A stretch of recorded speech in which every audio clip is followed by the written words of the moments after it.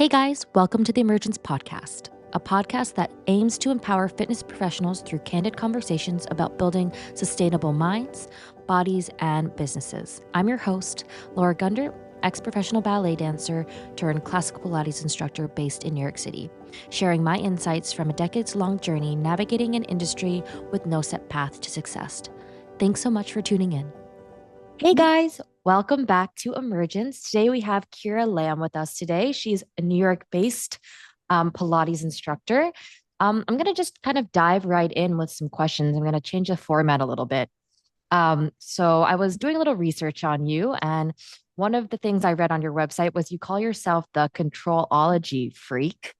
Can you kind of explain to me what that means to you and how you kind of bring that into your methodology and to how you sort of think and teach Pilates?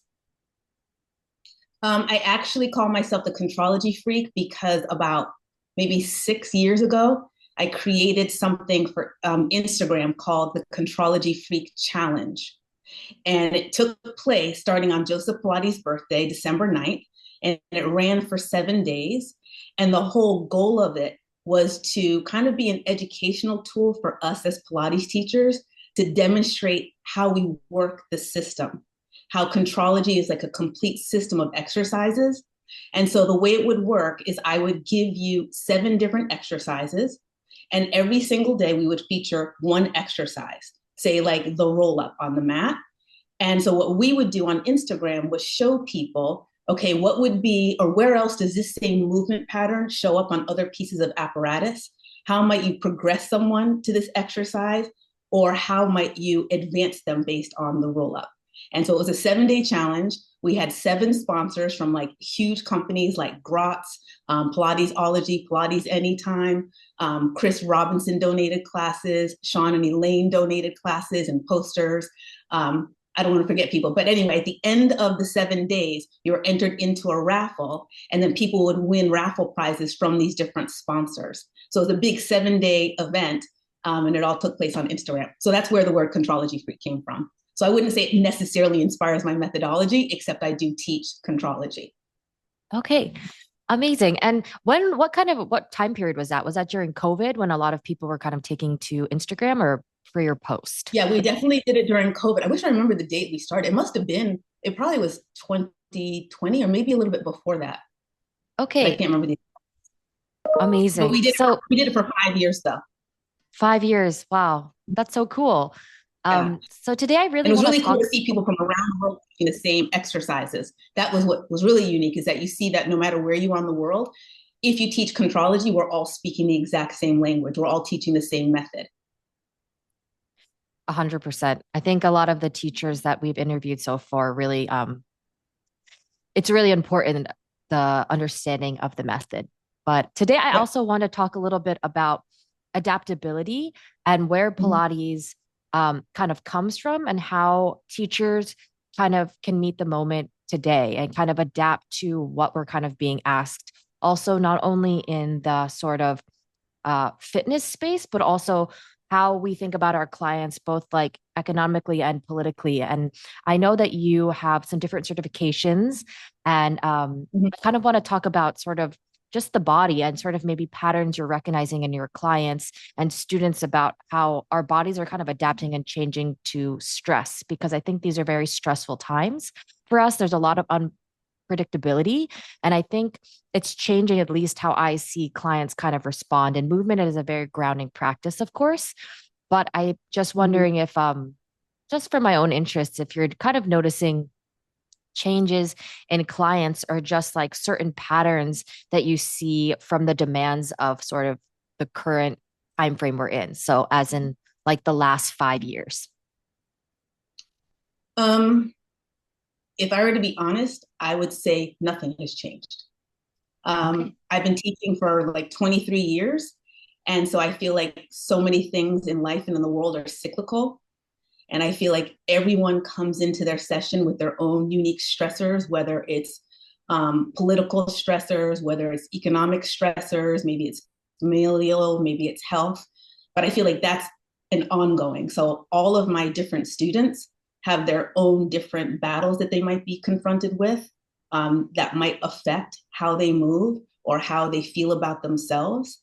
And so for me, when people come into my sessions, I want them to leave feeling better than the way they walked in. So it becomes very focused, very movement focused, and very like I want people to feel like they are gaining like a mastery of their own body and of their own movement. Because the more you feel like you're making progress in Pilates, it teaches you how much you're capable of in life. So you might be confronted with an exercise that feels super challenging, and maybe you're working on it for weeks and weeks and weeks. When you get that, you start to see that your consistency and your effort is what creates change. And so the same thing is applied to like our every single day life. So I wouldn't say that anything is really different. I feel like it's kind of all the same as it has been for the past 23 years I've been teaching. That's a really good observation, and I think is important for our listeners because I feel like sometimes it's hard if you haven't had like the breadth of experience, especially for newer teachers, that a lot of newer teachers kind of listen to this podcast. So I really love hearing from experienced teachers. But on that note, obviously you're quite a resilient person. And I want to kind of zoom back into sort of your background and your kind of movement history and how it kind of plays into um, how you got into Pilates and sort of just your history within terms of the body and movement. Okay. What do you want to know first? How I Let's started just kind of, moving? yeah, let's just kind of start with your relationship to your body and to movement. Okay, well, I started ballet at the age of 5, and I trained in ballet and modern up until I was about 18 years old. I grew up in Amherst, Massachusetts, which is a predominantly white town. So I grew up in a white ballet company, a predominantly white ballet company. So right from the beginning, I felt different.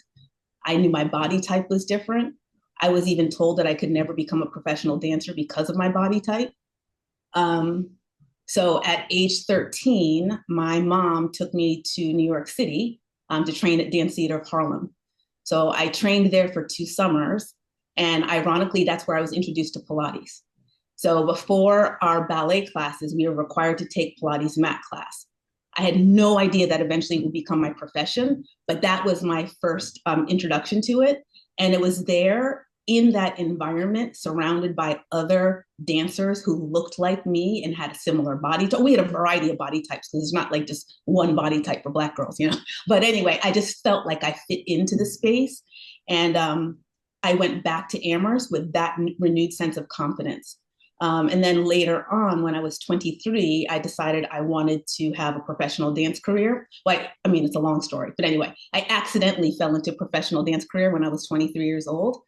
Um, and then towards the beginning of my career, like I started off because I booked a tour, but I didn't realize I had no plans for what happens when the tour is over. And so then I was like, okay, what do I want to do? What's going to be like my backup plan? I chose fitness. So I started in the gym industry first. I did group fitness classes and personal training. But I was curious about this Pilates thing, even though I had never done it, really, except for when I was 13 and 14. So I remember going to Dragos and I walk in there and I was like, hi, I want to become certified to become a Pilates teacher. And they're like, have you done Pilates? They've never seen my face before. And I was like, no, but I'm a dancer, thinking that that would qualify me and that I would be a really great teacher. And they're like, you should try Pilates first.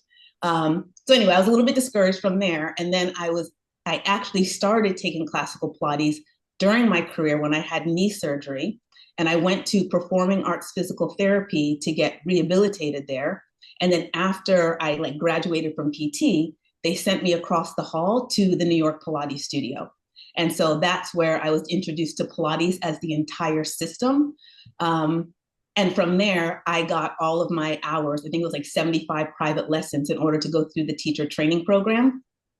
But I booked another show and I decided to put that off. So that was the beginning of my Pilates career. Wow, that sounds like such a fun kind of like journey. And have you always kind of had that outlook on life in terms of just kind of letting like the flow of life kind of push you? Because I feel like some people are very strategic, right? They're like, I'm going to do A, B, and C, and this will be my outcome. But it seems that you are sort of more curious and fluid. And I kind of guess that makes sense for movement practitioners because there's so much fluidity in movement. It's kind of like a way of life. Do you feel that's something Yeah. that resonates maybe? Yeah, I would say I had no strategic plan whatsoever. Like I said, I booked that first job kind of like an accident. I just wanted to experience what an audition would feel like in New York City. I was living in Amherst, Massachusetts, and I was a dance teacher back there. But I was like, oh, let me just see what it's like to go on like a big New York City audition. I ended up booking the job and it was a tour. So like I had to make this decision. Am I going to stay in New York City or am I going to go back to my life in Amherst, Massachusetts? And I chose that career. And then I feel like ever since that point in my life, from age 23, I literally just followed my curiosity and my passion. And if it's something that interested me, I would just pursue it. So as a result, I got certified in just about everything because I'm a really curious person. So I got certified in Pilates and TRX, red cord. I became a licensed massage therapist. I was doing all this stuff. And it wasn't until later that I was like, you know what? I want to refine what I do and feel like I can get really, really good at a thing instead of trying to be like the jack of all trades. But yes, I would say my curiosity and my passion has always fueled my career. There has been no real strategy whatsoever in terms of like making my choices of what's next. But I can see how like your passion for Pilates and movement, and this is something that other instructors have said. It's just so important that when you're young, you do feel that curiosity and passion, and then you zoom in on something that you're super interested about.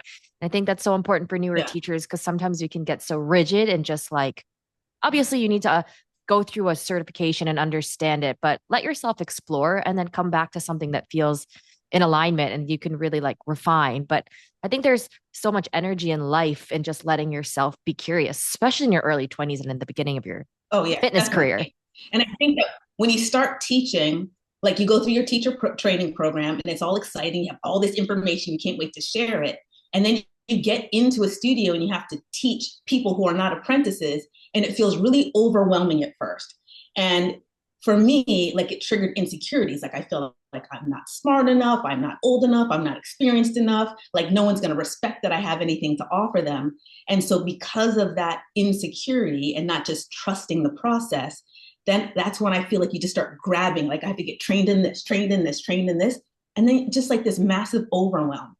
It's like just start with what you know and try to get really, really good at what you know, and then add on other modalities or other, work with other teachers or other teacher training programs. But I think often in the beginning, you take on way too much because you feel inadequate, which is just a natural part of the process. It just comes with becoming a new teacher.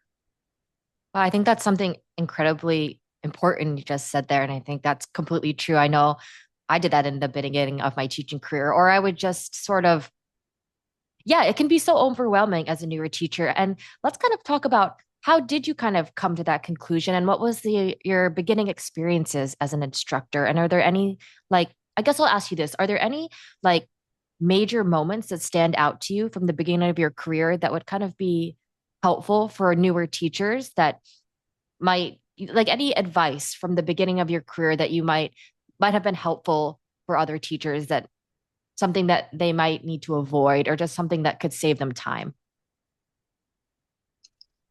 Um, I put it like this: when you first started learning Pilates, it was a process. So you didn't come into Pilates and you could suddenly roll up into teether, or you couldn't suddenly do overhead. You had to start off with the most foundational exercises. And then you took those foundational exercises and you built upon them until you had like the strength, the body awareness, the stability, the stamina to do the progressively more advanced exercises. Teaching is a whole other skill. So you have to accept at the very beginning, you might suck a little bit, and that's okay because you probably know more than your student knows anyway. And so you just have to stick with it and just try not to be like super duper creative and feel like I have to entertain my clients. Just teach the method. And I remember my teachers would say, just trust the method. And it really, really works. And it takes time to develop your own teaching voice. I think that's the other thing that you have to be patient with. Because a lot of times when we get started, we try to sound like our teachers but that's not who we are, you know? And so people end up training with you, not just because you know Pilates, but it's about a rapport that you develop based on your authentic personality. And that's where the match is. They feel comfortable and safe learning from you. So I think those are the things. It's just understanding that teaching is a skill unto itself. It takes time to develop over the years. And also know that being your authentic self is the most important thing versus trying to be like another teacher that you know and admire. Those are super important things. And I can say personally that I have struggled a lot and kind of just now, where it's almost been 10 years, finally I'm like, I'm not my teacher. I used to get really anxious actually during sessions because I'd be like, I need to think the way my mentor thinks, but I'm not her, and I can't process Exactly. the way she processes things, but I'd try so hard to Exactly. think the way she thinks, and it would almost stunt me because I wasn't, like you said, using the method. I was almost Mm-hmm. adding an extra layer of complication, being like, how would she do this plus the method? Yeah. And it was so confusing to Mm-hmm. me. And it made me super frustrated because I was just Yeah. make it way more complicated than it had to be. So I really love that you said that. And how long did it take you to come to that conclusion? Because it's honestly so freeing when you're finally like, no, like the information is there. Use the method and Yep. trust yourself. Don't try to Yourself. Yeah. be somebody else. Like, how long did that take? Good God, I can't remember. As a recovering perfectionist, probably longer than it should have. You know, because I just so badly wanted to be this amazing teacher that creates impact on all these people's lives. I would say it, like you said, it takes like 10 years to start to feel that way. And even though I've been teaching for like 23 years, hell yeah, I get nervous when I have a new student still. Or like there's things that I'm still learning. I'm like, oh, that's the way you're supposed to do it? Or that's what my teacher meant when they told me that like 5 years ago. Like suddenly there's a connection. But I also think that's the fun part about teaching. You will never be a perfect teacher. You will never be a perfect Pilates practitioner. So it can fuel your curiosity so that you do get better. So you do keep asking questions. So you do keep exploring the movements or the exercises in your body. And that's what will ultimately make you a better teacher. There was something else that I was going to say to that.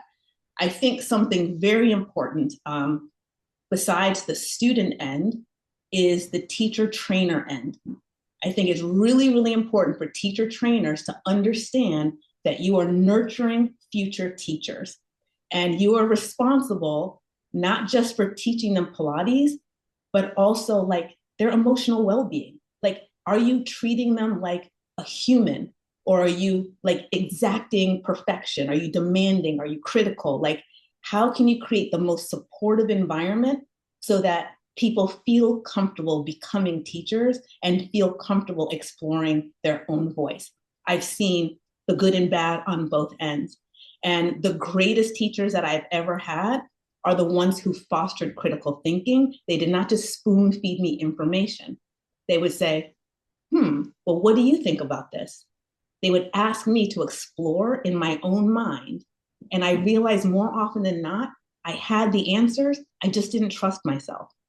So I think that the process of becoming a teacher is definitely a huge part teacher trainer and another part student, and the relationship that you form together. But teacher trainers have the responsibility for creating confident teachers. That's my opinion.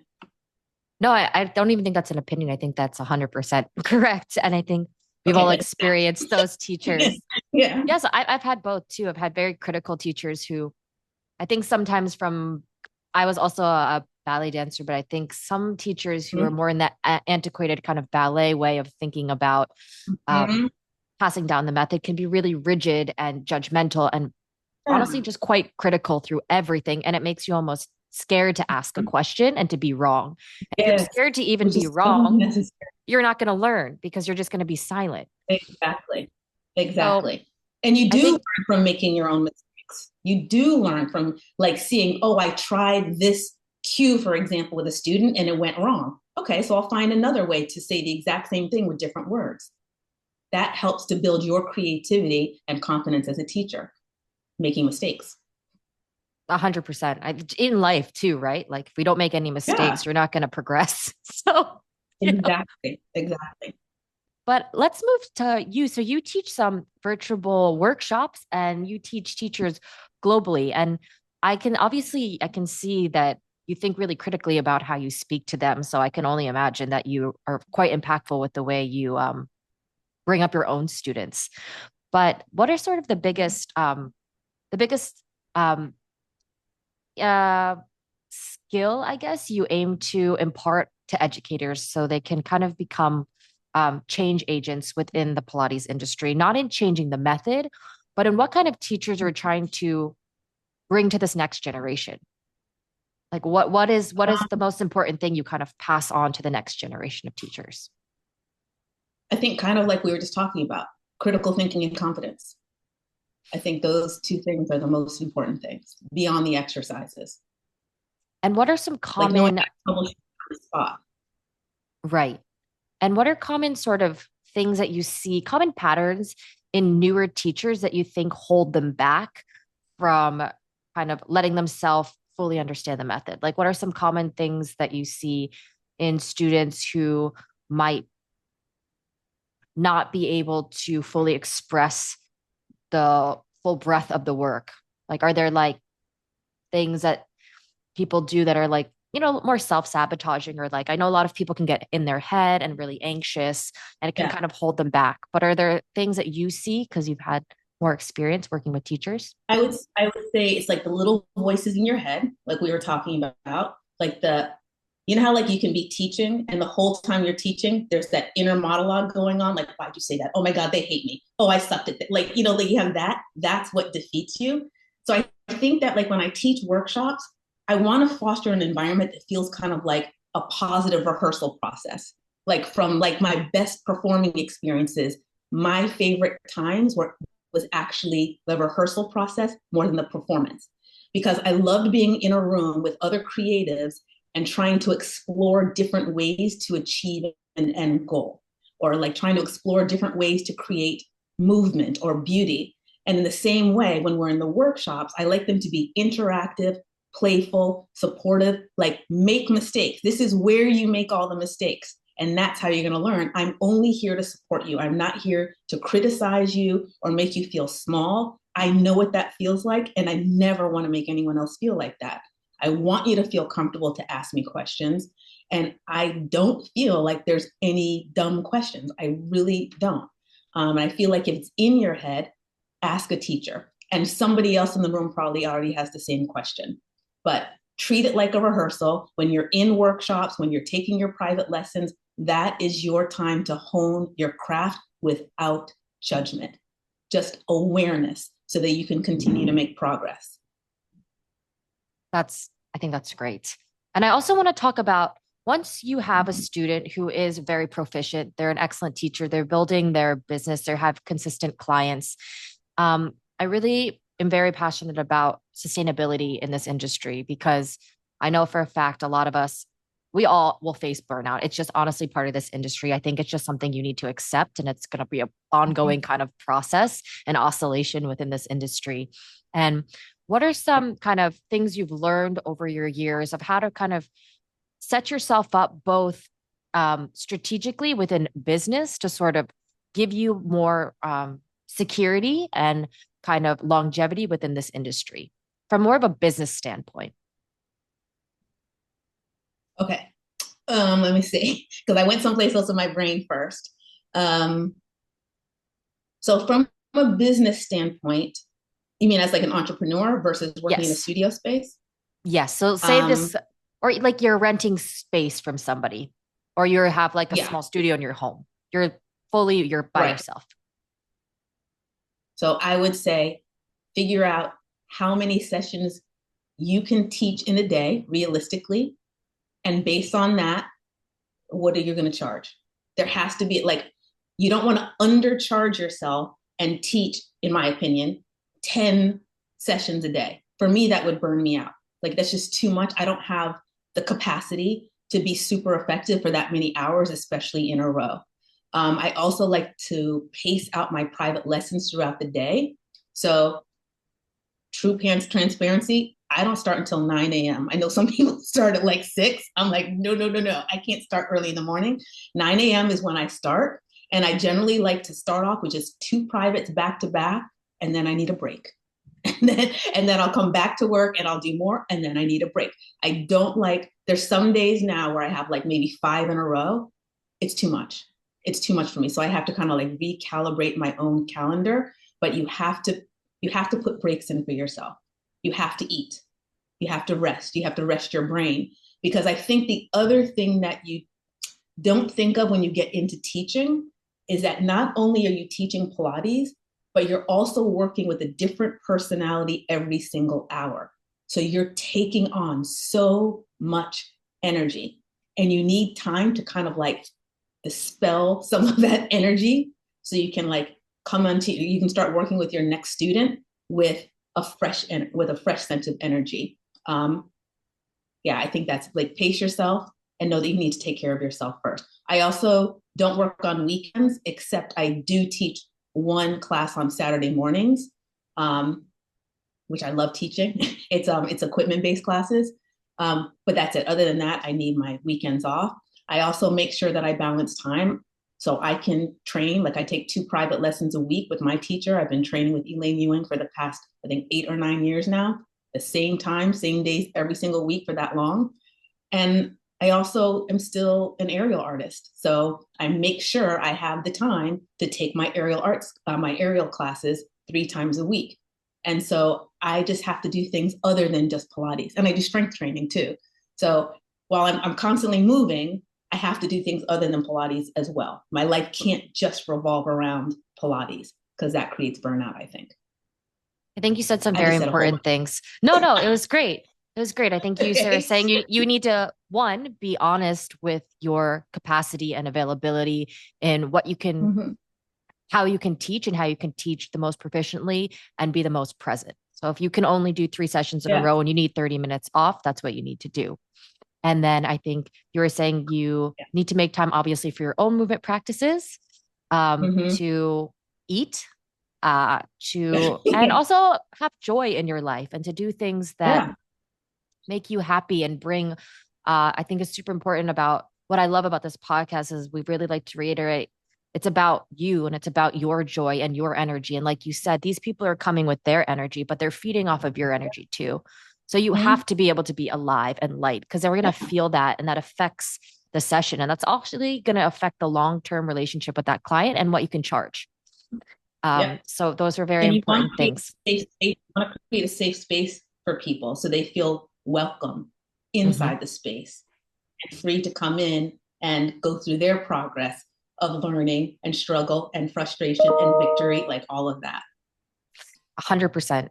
And now let's go to the newer teacher who's teaching in a studio. And let's be honest, we both live in New York City and it is hella expensive to live here and survive.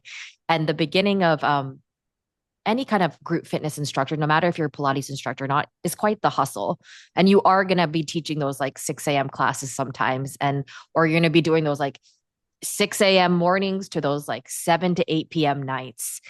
Yeah. And so, as a newer teacher, what was sort of the beginning of your teaching career like? Um, were you, and what are some things that you wish you might have done differently, um, that you kind of can reflect back on now and be like, perhaps I should have done X, Y, and Z?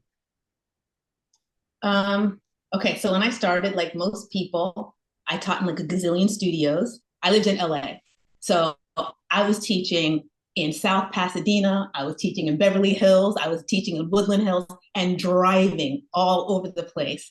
And yes, I was teaching long hours. I think in hindsight, the way I look at it is that's an extension of my teacher training program. It was an extension of my apprenticeship. It's like people will call it like paying your dues, but that has like a negative connotation to it. But that's where you learn. I I see people now go through teacher training programs and then wanting to like open a studio right away or teach just in their homes, which is fine. But also, when you are working in a studio space, you are surrounded by other teachers with different levels of experience that you can learn from, you can ask questions from. and you can continue training in those spaces. So I would say take advantage of it, even though, in the meantime, it might feel hellacious, and know that it can change as you continue to like grow your confidence as a teacher. And then if you decide to, start your own practice, like that's just a whole other beast, because you're teaching Pilates, but then you have all the administrative stuff on the other end that you also have to handle, even if you don't have a studio. It's a huge responsibility. And I see a lot of people try to take on teaching as a new teacher and business as a new business owner at the same time. I think for me, that would have created overwhelm. That would be just too much in the beginning. No, I love that you said that. I think Pilates has exploded, as we've seen all over the place in like the last 5 years. I feel like it's very trendy, and that I think I think about it a lot, but we are in a kind of era of instant gratification, and everybody kind of just wants now, now, now, and they don't Yeah. understand that just like the act of Pilates is an ongoing practice. It's like yoga, right? It's like if anything that's like sustains through decades of time is a practice. Yeah. And I think that's why classical Pilates has sustained through decades, because it goes on forever. It's a never ending practice. And I think, like you said earlier, that having that mentality when you get your certification that it is going to be difficult, it will be frustrating, is something that I think Mm-hmm. teachers should be aware of when they start, and not in a negative way, but just in a this is a kind of part of the process. And like you said earlier, to lean into that curiosity and to let kind of that friction and uncomfortable feeling kind of deepen your curiosity and deepen your desire to go deeper and understand the method, right? But I Yeah. think for so Yeah. often there's so much frustration with younger teachers, or you just want everything now, now, now. It's not their fault. It's just like the culture we're living in. It's just you think that Yeah. you're just going to blow up and become this amazing teacher overnight. And even if you do, that happens, you might not even have the knowledge to sustain that. It could be a short thing. But I think like any business venture, anything that has sustainability through long periods of time, it was done because it Mm-hmm. was built on a strong foundation. So I think what you Yeah. said there is so important. I think that what's happening now in the Pilates profession is that Pilates is being looked at as a workout. Pilates is a practice. Pilates is a skill building method. So it's like I'm learning the Graham technique, or it's like I'm learning the Horton technique or the Royal Academy of Dancing technique. You are learning a method that is progressive and systematic on purpose. So it's not about choreography. And I think that Pilates oftentimes today is taught as like choreographed movements as a workout versus you're training a skill kind of, or it's the same as like you're training in any sport, or if you're training in a musical instrument. When you do those things, everyone knows that you start off as a beginner, and then you have to solidify those skills at the beginner level, and then you progress to something else, and there's building blocks. And I don't think that Pilates is being sold as that. I mean, all the old school teacher training programs are, but I feel like there's a lot of newer teacher training programs that are surfacing that are very surface level in treating Pilates as something that you can get trained and proficient in a weekend or like some short period of time, or it gets broken up and you only learn one piece of apparatus, but that's not learning the method. That's just learning exercises on a specific piece of equipment. So I think that's what's changed in our industry or our profession, whatever you want to call it, is that the method, it's not disappearing, but I'll say people are changing it into something else. It's like, it's whatever. Yeah, that's what's happening. No, I totally agree with that. I think there's like a capitalization off of it, just like it's like a cash cow right now. People just want to get certified. And the people who are putting these there's nothing wrong with choreographed Pilates classes. I like to play No. devil's advocate. Like that is movement. I wouldn't call it necessarily Pilates, Yeah. but movement is movement. And if Yeah. you have fun doing it on the weekends with your friends, bopping to music, love it. Like it's great for you, right? But I 100%. think the distinction is it's not Pilates. It is not what the method is. It is not Yeah. it's not a transactional. Pilates shouldn't it's Pilates is we can think of it as an investment. It's not a transactional thing. There is Right. it pays you back. There's return on investment when you're thinking about the method because it takes you all the way to your 80, right? The method goes with you. Mhm. Whereas maybe if you're Yeah, doing like the fun bopping around classes, like you might not be able, Granny Jean, who's 80, probably can't get down on her knees and pop around like right, that. right. That's where the sustainability and the longevity, I think that's where the distinction Mhm. is. Um, Yeah, I think the but distinction is between Pilates, which is a generic term, which it is, versus the Pilates method. And I mhm, think that's the distinction there. That's it. Because 100%.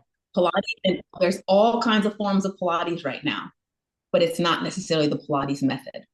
And that's what I teach is the Pilates method. And I know we have some listeners who have actually DM'd me, and I know personally who have actually come from contemporaries, a contemporary certification, and kind of have found classical Pilates and have kind of been like blown away by the methodology because it just makes so much sense. And I think that I have read some of their DMs and they're saying they can kind of feel kind of isolated and lonely and a little bit confused when kind of transferring from contemporary into classical because it's completely different. Do you have experience with teachers coming from a contemporary background and how do you kind of help them transition into Pilates as a method? Well, that's my experience. I was certified as a contemporary teacher first. So, like I said, I trained at the New York Pilates studio. So, all of my teachers were Romana trained. So, and I did all my prerequisites to do the program. But like I said, I booked a show. After I booked the show, I did it for a couple of years and moved to LA. And I was like, now I'll get certified in Pilates. So, me and my best friend were like, let's get certified together. And she's like, oh, I found this place. We can go here. Fine, let's go. And so we went through the Physical Mind Institute. Um, and I enjoyed the program. I learned a lot. And then I started working in contemporary studios. And I'm like, wait a minute, this is not what I did in New York. This is so different. Um, and so that's when I had to like start searching. I was like, what was it that I learned in New York that made it different from what I'm doing here? And that's when I realized or found out that I had trained in classical Pilates, but when I moved to LA, I started doing contemporary Pilates. So when I was doing my research, I was like, okay, so how can I get certified in the classical program? And at the time, I sought out Power Pilates because it was Bob Leekins, and I knew Bob from New York City. And so I went through that program. And like you're saying, when I went through the program, it's like, oh my God, this makes so much sense because my experience as a contemporary teacher, and I'm not saying this is true of all contemporary, programs whatsoever, but my experience was every single night I would go home and I would find out who my clients were for the next day. And I would write out a workout for every single client because there was no method. So I'm like trying to figure out what can I do with every single client. And that is like, and you're getting paid what? Like you're teaching at a studio and you're making X amount of dollars, and then you're at home doing even more work. And so when I studied classical Pilates, it's like, oh, I have like a template. It's already there for me, and then I can be creative within the template based on how I see my student moving their body. Then from there, I can assess what they need, and then I can use the entire system to help train them. But like I remember when I was teaching contemporary, people were like on their backs for probably like 45 minutes with their feet in straps. Like it's like there's just so much like redundancy that they weren't really moving through entire ranges of motion. And I feel like with classical Pilates, people get so strong and they get stronger faster. This is my personal experience. Like I'm saying, I'm not like saying other programs are not solid, but that was my personal experience is that my students of all ages and fitness levels and abilities got stronger faster. And I also had greater confidence as a teacher because I wasn't like just grasping at straws trying to figure out what to do. I had a system that worked. And that's why I say just trust the method. Trust the beginner system, the intermediate, and the advanced, and move accordingly. It makes your life so much easier and helps you avoid burnout as well. I Because think that was a that's lot. no, that's honestly Amazing. That was like gold. I can't wait for people to hear that because I think that's exactly, you hit the nail on the head. It's just like it expedites the process. It takes so much stress off of you and it actually makes you become a better teacher because you have, it's like classical music, anything. You learn the theory, right? And you understand Mhm. the essence of how to read music and how musical notes work together. And then you could create a Yeah. freaking symphony. It's like a chef has to Yeah. understand how to freaking cook Yes. a steak and then he can add the gastronomy and make it all fancy and stuff. Yes. You don't get Yes. fancy if you don't even know how to, you know, not burn the steak. It's like the same Right. with the Yeah. people, right? And I think something you said there actually reminded me of why Pilates is so great and the system is so great is because it also moves people in multiple ranges of motions, like 360 degrees. It's like you're a rotisserie chicken in Pilates. It's like you're Yeah. getting a Yeah. full kind of full body experience. Yeah. And like you said, like a lot of sometimes I've been to more contemporary studios, and this is not all. I'm not trying to drag contemporary Pilates at Yeah. all, but yeah, like I'm on my back for like 25 minutes and then I spend 30 minutes doing a Yeah. plank. There's no rotation, Yeah. there's no side Yeah. bending. And my back would Yeah. hurt when I would leave. And, I'm not an old lady and I'm not really the weakest person. So I'd be like, why does my back hurt? And it's just Yeah. because it's like you didn't get to move in different ranges of motion. And that can be taught in Mhm. contemporary Pilates too. But I think Yeah. what's so beautiful about the system is that you don't even have to think about that. You're like, oh, yeah, now we go into extension, flexion, rotation. It's like Mhm. the recipe's there, but how do we rotate? On which Yeah. apparatus do we Yes. rotate? What is best for this client? That's where it's fun. That's where it's super Yeah. fun. The cool thing to watch when I'm working with teachers who have a contemporary background but are like classically curious and start training the method is that, and I tell this to my students, all of my students all the time, I'm teaching you the same basic movement patterns over and over again with different levels of spring resistance or without, and different relationships to gravity. And the more, and that's why I had like the Contrology Freak challenge. When you see how everything is interconnected, it makes learning a new exercise so much easier because you're like, oh, that's just the roll up, but now I'm going to add my arms for the rowing series. Or, you just see all the connections. So it's easier to make progress. And also, as a student, when you're practicing the method, you have benchmarks of your own progress because like you're doing the beginner system like repeatedly and all of a sudden, oh, footwork, I just had an aha moment, I'm getting better at footwork. Or the 100 is easier, I can keep my head and shoulder blades up off the mat for the entire exercise.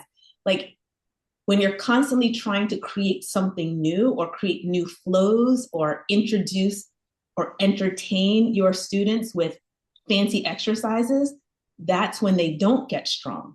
That's when they don't make progress because they're just learning choreography. That was the one thing I was going to say for newer teachers too. I just wanted to backtrack right quick. Is trying to avoid teaching too much too soon. I remember I did this as like a newer teacher, advancing your students too quickly before they truly have the foundational, before they have the beginner system in their bodies. So instead of thinking about what can I do next, how can I get my student to get deeper into this exercise? What do I need them to do so they are really experiencing the movement from their powerhouse? And I would say if you can get your students in their powerhouse in every single exercise, your students will recognize that. They will feel the difference in their workout because I've had people tell me that. So I think that's what I would focus on as a new teacher. That was my little sidetrack. No, 100 less is more. I actually talk about that Mm-hmm. with my mentor too. And it's like, you can't, yeah, sometimes in your brain, you're like, I need to regress this person, but it's actually to progress them. The regression is a progression in Mm-hmm. itself. And we Yeah. talk about like some people, especially like you have those clients, you're like, I want to come here and work hard. And what I've learned is by taking off a spring, but doing something very simple, and understanding that's where the system comes in. It's like, what are the springs Mm-hmm. used for, right? Less springs are going to be more in their powerhouse, right? More springs, it's going to be like more compression or things like that. And what does your client need? And that's where the Mm-hmm. magic is. It's like I can get them in their powerhouse in a beginning reformer. I can make this exercise Mm-hmm. super slow. I can regress, Mm-hmm. feet and straps to like halfway in, halfway out, and then take their legs straight to where they're really Mm-hmm. feeling their powerhouse. And I've had people shake. And I think that's the Yeah. true beauty in the method is learning how to give that client a really hard workout just within the Mm-hmm. beginner system. I think Yeah. That's when you know you're understanding the method. And I think that's something very Yeah. important you said. And it's interesting, like once you become an advanced practitioner of the work, sometimes you don't necessarily go back to do like quote unquote beginner exercises. And I remember it had been a while since I had done breathing, which you teach on day one. And I was like, that exercise kicks my ass. Like breathing is a really, really hard exercise on the Cadillac. That or think about knee stretches, knees off. We teach that in the beginner system. Come on now, that's hard. So it's That like, never gets easier. It never oh my gets God, easier. no. Oh my God. You're just always refining and tweaking. One I arm, mean, one that's really, leg, yeah, whatever. yeah, even please, it's still hard, just like the regular version. But So yeah. hard. But I think that's what makes it so fun. And I think some things that I'm really taking away from this conversation is just sort of the beauty and patience and letting yourself get frustrated, but leading into curiosity and just accepting it as a part of the process. And Mm-hmm. I don't know if there's necessarily a solution to going through this. Like you said earlier, you kind of just have to, it's a rite of passage. It's a way of figuring out and kind of evolving and emerging, I guess, in terms of becoming the best teacher you are. And without these Yeah. kind of roadblocks and without making mistakes, you're not going to be able to build that confidence as a teacher and build that voice. I mean, Mm-hmm. obviously, there's things we can mitigate, like we were talking about earlier, in terms of making sure you're taking breaks, eating, resting, filling your life outside, and those are within your control. But in just terms of becoming a good instructor, I think you said some very, very, very important things. And um, yeah, just being able to be open, curious, and patient. I don't know if you have any other Yeah. things you'd like to add. One thing that I was thinking about is notice who you attract into your practice. Notice who your students are. Because I remember the other day, or like just throughout my career, I'm like, wow, I feel so grateful that I have attracted these type of students into my practice. Like I seem to attract people who are really, really curious, who really want to understand how their bodies can move and what their personal capacity is. They're fascinated about learning about the method itself. They're fascinated even to learn about Joseph Pilates and a little bit of the history. They like the challenge. They like repetition. They thrive on repetition, and then they like to build upon what they learn and get, learn harder exercises. And I was like, here, that's you. Like my students are a reflection of who I am as a student because I operate in the exact same way. I am endlessly curious about the same old exercises over and over again. I thrive on repetition, whether I'm doing aerial hoop, working out in the gym, or doing Pilates. And that's what keeps me excited about Pilates. It keeps me excited about teaching. And then I attract like minded people into my practice. And that's why it's always fun for me because I attract people who are kind of like intrigued by the method in the same way that I am.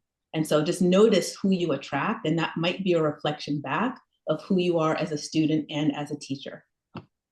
Oh, I love joke with that with Katie at the studio. We always joke like your vibe attracts your tribe. It's super cheesy, but it's true. And it's It's like true. your friendships and your personal relationships. I've always believed that they're mirrors of who you are. They mirror the good, they mirror the bad. And I think we can look at that in our clients too. It's a little different than personal relationships, but you're exactly right. Like if you're kind of a more intense person, you'll probably work with better with people who are more intense. If you're more of like a Mm-hmm. fun kind of woo kind of person, then Mm-hmm. because Yeah. yeah, what when you're a newer teacher, you got to take who you can get. But Yeah. Very true. Yeah. once you're versed and you have that opportunity um be a little more choosy, yeah, I think that's a really great thing to and be aware of like how you feel after teaching people at a certain point. Like some people will drain your energy and maybe Yeah. those people would work better as somebody else because it's not fun Mm-hmm. for either person to be kind of Yeah. struggling 50 minutes together. Yeah. And the people who stick with you, they're sticking with you for a reason. There's a rapport. And I just wanted to add, like when I'm saying that my students are a reflection of me, they're a reflection of my attitude and my energy. But my students range from 25 to 85. I have people who have like spinal fusions. I have people who can't do, I have people who are going through cancer treatment. I have like such a spectrum, but as a whole, their energy and the attitude is the same. So I love training all kinds of people. And I've noticed that recently I have been attracting into my practice people who are different from me in terms of a movement background. I come from movement. And now I happen to have in my practice people who never had any type of movement practice whatsoever. And so just getting used to moving their bodies and following directions and understanding like how to bend your spine, like things that you take for granted if you've been a mover all your life. And that's been such an incredible learning experience for me because I have to learn how to distill the information in a more simplistic form so that people who have never had a movement practice can also feel confident and strong as they're learning the method. I want to touch on what you just said and really, are there some, I know a lot of teachers can kind of struggle because we're all obviously love movement. That's why we're teachers. But can you give some advice for newer teachers or just teachers who get frustrated with people who have trouble understanding their bodies, who are not very body aware? It can be really, it takes a lot more patience to work with those clients, but they deserve a teacher who wants to work with them and they want to be there. So how do you sort of prepare yourself for those sessions and sort of have that patience and sort of use your curiosity to better help them and serve them without letting sort of your ego or your frustration get in the way? Once again, it comes down to curiosity. That's part of teaching. How can I better serve this person? What do I need to do differently in order for them to understand this movement better? And then coming at it from a place of compassion because they come to you because they are entrusting you with their body and their well-being. So when you recognize that, I think you approach people with a little bit more like sensitivity and tenderness, and figure out how you can have fun and make it playful for them instead of feeling, you never want people to feel incompetent, So, and I always like to make sure that we end the session with something that makes them feel good. I'm not going to end the session with an exercise that makes them feel like a failure. I want you to walk out feeling like, I just did that shit. I want them to walk out feeling like that. So they're excited to come back. And I also ask people at the end of the session how they feel, because that's why people keep coming back. It's how they feel. Do you feel more energized? Do you feel taller? Do you feel like you can take on the world? Like those are the kind of responses that I get after the session. So like, oh my God, like today, this guy was like, I feel like I'm 3 inches taller. Like people remember that. And that's why they want to come back because of how they felt. So, and like we were saying before, if it's somebody who's an inexperienced mover, do the fundamentals and the basic system. You don't have to advance them really fast. They probably don't want to advance really fast because it feels overwhelming and confusing. Take your time and breathe through it. I love that you said all that. That's excellent advice. And yeah, I think that is a really important thing. The most important thing there is you want your clients to leave or end at least feeling like achieve something because that's going to keep them coming back in the door. Yeah. And when I was in massage school, one of my favorite teachers said something that has literally stuck with me since like for 25 years. She said, approach every single client with a sense of reverence. And that's how you need to treat people when they come into the Pilates studio, with a sense of reverence. You have to see their humanity and respect them in all forms, physically, emotionally, mentally, period. That is your job to me as a teacher. It makes me very emotional because I think it's really important. We have the opportunity to transform lives. And it seems so insignificant to say, oh, I teach Pilates. No, when you've been teaching long enough, you see the impact that you can have on somebody's lives and how they feel about themselves and how they feel in their own body. No, 100%. And I can tell, like, I've never taken a lesson. Now I want to take a lesson from you, but I can just see your passion and like your love for the work. And I can only imagine how it kind of transcends within the studio. And clearly that's why you're so successful, is because you have that spirit and curiosity. And that's just a through line through all these conversations, but all sort of the most sustained teachers have that. And that's what's so important for me about for the listeners is to, we might not have all the answers on how to be the best teachers or fix things, but I think Yeah. it's really inspirational to hear people like you speak on these topics because you can feel the and see the energy within the way you just speak about it. And it only reflects in, you know, what you're doing. And I kind of want to close out since we're ending the year. What are you kind of looking forward to in 2026? What's kind of going on for you? Do you have any big things coming up? Well, a big thing just happened. Up until like a month ago, I had all my grot equipment here this is my living room. So I actually moved all of my equipment into a PT clinic, which is for me, my dream space. Like I said, I was introduced to Pilates via physical therapy. And for me, I just love being surrounded by doctors. Like I just love, it feels like a learning environment. And it also, anyway, so that's a big thing that happened to me. So I'm working out of a PT clinic right now. And then also towards the end of this year, the last quarter, I started teaching workshops around the country. And so I'm already booking workshops for the new year, and it has been so much fun because I'm meeting teachers from all over and getting to work with them and play with them in studio spaces. And it's been absolutely incredible. And I've already made like my second trip back to studios that I went to in the fourth quarter. So it's been awesome. So I want to do more of that, more travel. I like to do more international travel to teach workshops. And then the other thing is, I'll put it out into the universe now, is I want to build a digital platform so that people can work out with me online. Because we were talking about earlier, well, I think we're talking about business. So having multiple revenue streams is also important to me, in addition to making Pilates, like really good Pilates, affordable and accessible. Because there's a lot of people who don't necessarily have access to classical Pilates. I'm always surprised. You take it for granted when you live in a city like New York, because there's like more Pilates studios and Starbucks. So to be able to have like a platform where people can train with me consistently at a really affordable rate, that's something that I want to be able to do. Also, my online classes are quite affordable.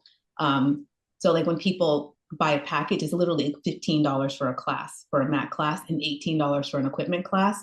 And I give people a 7-day replay because I want to be able to reach as many people as possible. And that's a way that I can do it that's realistic for me in terms of like living in New York City, as a single person. Like I can afford to do that in addition to like my private lessons, which are obviously cost more. That's amazing. I love that you clearly, yeah, you clearly just love the method because it's not just about, like I said, it's not a transactional business for you. It's a investment, and you're not only investing in you're investing in the community because you clearly want to Yeah. make it accessible. And my last question Mm-hmm. is, what is like what is one thing that you're most proud about yourself this year? It doesn't have to be necessarily Pilates, but I kind of want to end a little bit more on a positive note. Well, I've been thinking about this a lot. It's my ability to shift and adapt. And that includes my business because I've had my own private massage practice since like 2000. And then I stopped doing massage during COVID. I didn't have my own private Pilates practice until I moved back to New York City from Turks and Caicos, and that was in 2017. And so I came back in the middle of 2017. I started teaching, renting space, and then COVID hit. And so then when COVID hit, like everyone, I had to go virtual. So it's just like that constant adapting and changing. And then when the world opened up, my client base changed a little bit. So people who I was training, say 3 to 5 times a week, had to pare down because like they were traveling more extensively, or some people their budget shifted. So I found that I need a greater volume of clients versus a small client base who see me like 3 to 5 times a week. So like constantly shifting and adapting and creating new revenue streams. Like I started doing Saturday series. So I teach the equipment place classes on Saturdays and also doing the workshops. So I think adaptability and creativity for survival.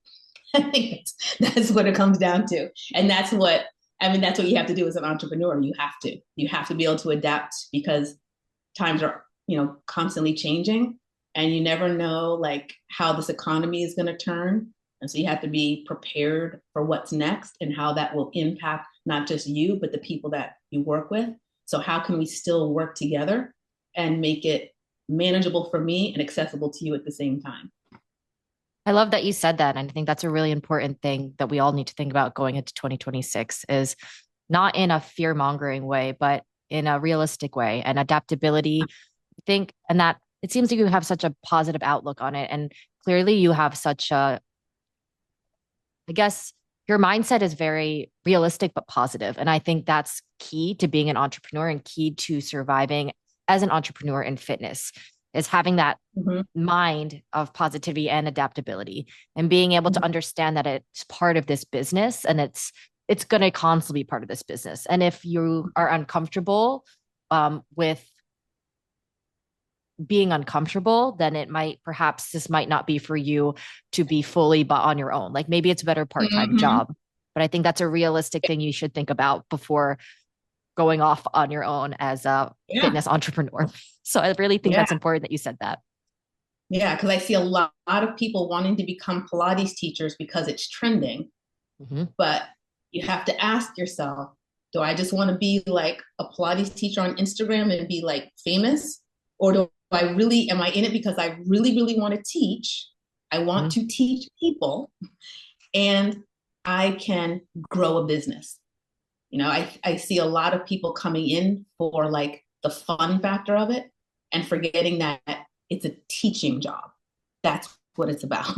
It's the people that you're working with. It's not just imagey. It's not images. And I think that's what's shifting the industry a little bit. You want to go back to the heart of why am I doing this? And I think having that heart is what separates the people who have successful businesses and don't. And I think it can look Yeah, different on Instagram, but the people who are actually busy and booked are the people who are coming from it from curiosity and an educational standpoint, because that's how people yeah, are going to stay with you. It's easy to get somebody in yeah. the door, but to have them stay with you for over 10 years, that is a very different story. A very different story. But Yes, very thank you different. so much for your time. This was honestly such a great conversation. And I think something that's really uplifting that I think people really need to hear before the end of the year because it gives a lot of practical tips, but also I feel like is just really inspiring. And I think such a great tone for 2026. So thank you so much for your time. Yeah. Thank you. Thank you for having me. I appreciate it.